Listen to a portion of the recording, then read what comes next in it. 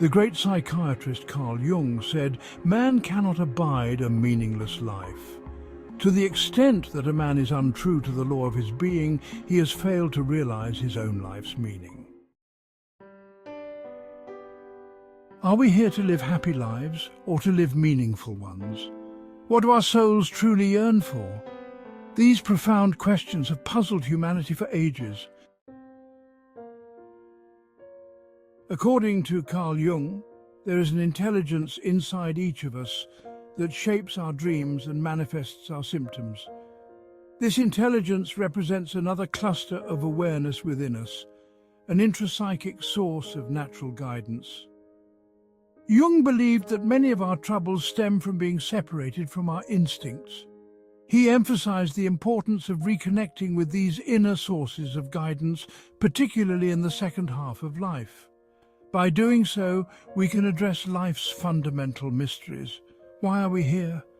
In service to what? Where do we go after death? What is this life about? Jung also stressed that the burden of meaning has shifted from the tribe to the shoulders of the individual in modern times. This shift grants us freedom but also imposes great responsibility. For many, this responsibility is too overwhelming, leading them to seek guidance from gurus or socio-political leaders, or to immerse themselves in materialistic culture. As a result, symptoms such as depression and neurosis tend to result. However, when we align with our inner life, we experience a sense of well-being, empowerment and energy. Thus, we must ask ourselves, if I can discern what my own nature is calling me to do I not have some obligation to honor that?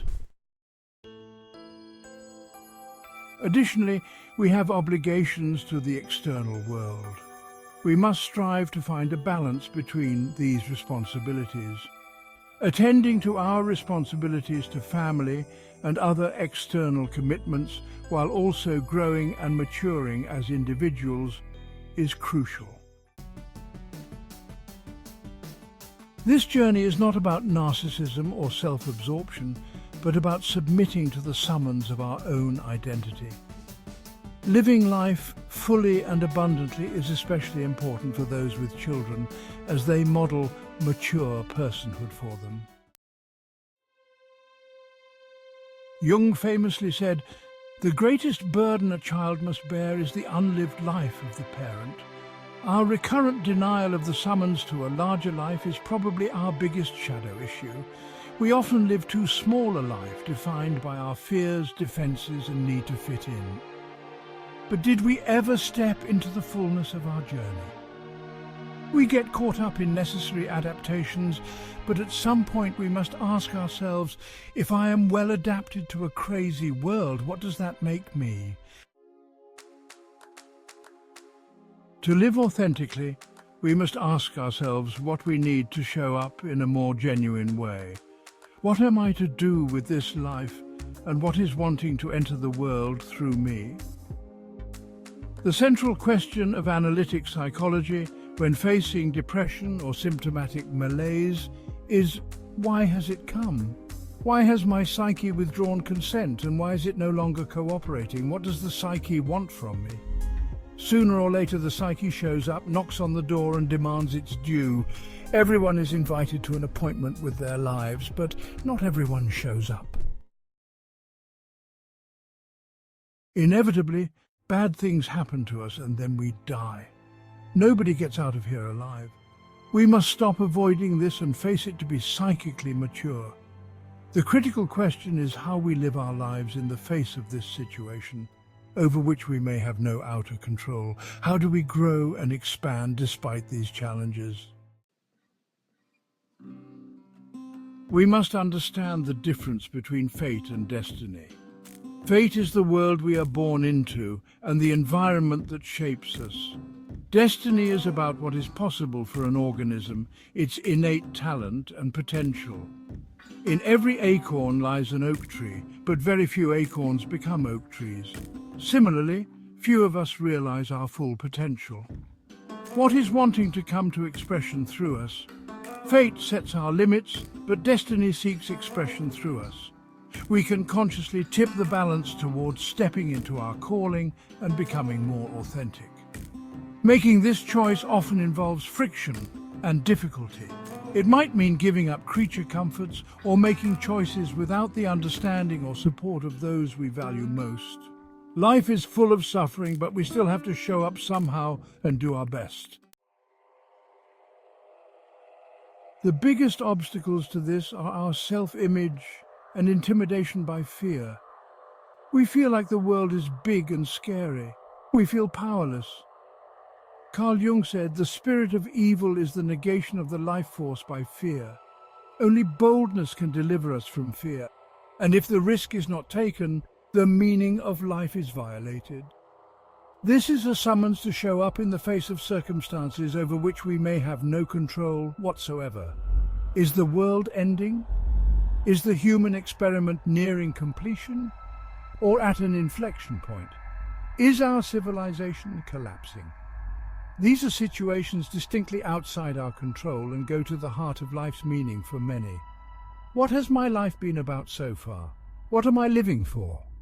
The Stoics urge us to focus on addressing what is within our power and not to worry about what is not. Viktor Frankl might remind us that we have the power to choose our reactions to our circumstances, even if we have no control over the circumstances themselves. Perhaps these anxieties can be best addressed by summoning the courage to be the best we can be, to live the best life possible, regardless of the drama of our civilization. Jung also said, "The undiscovered vein within us is a living part of the psyche."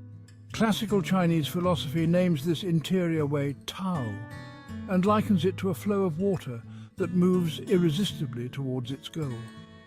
To rest in Tao means fulfillment, wholeness, one's destination reached, one's mission done, the beginning, end, and perfect realization of the meaning of existence innate in all things. He also said, "The decisive question for man is he related to something infinite or not? That is the telling question of his life." Only if we know that the thing which truly matters is the infinite can we avoid fixing our interest upon futilities and upon all kinds of goals which are not of real importance. If we understand and feel that here in this life we already have a link with the infinite, desires and attitude change. Though civilization has largely been considered a massive step forward for humanity, offering us longer lives, better food and greater security on the whole, atom bombs, arteriosclerosis and car accidents notwithstanding, there's reason to believe that our mental well-being is not keeping up with our physical fitness. There seems to be a direct correlation between how civilized a person is and how much mental illness they suffer. And that is probably because we're not designed by nature to live in the manner we do now. Perhaps we might do well then to reframe most of our history as the story of a failed experiment that is reaching some sort of conclusion.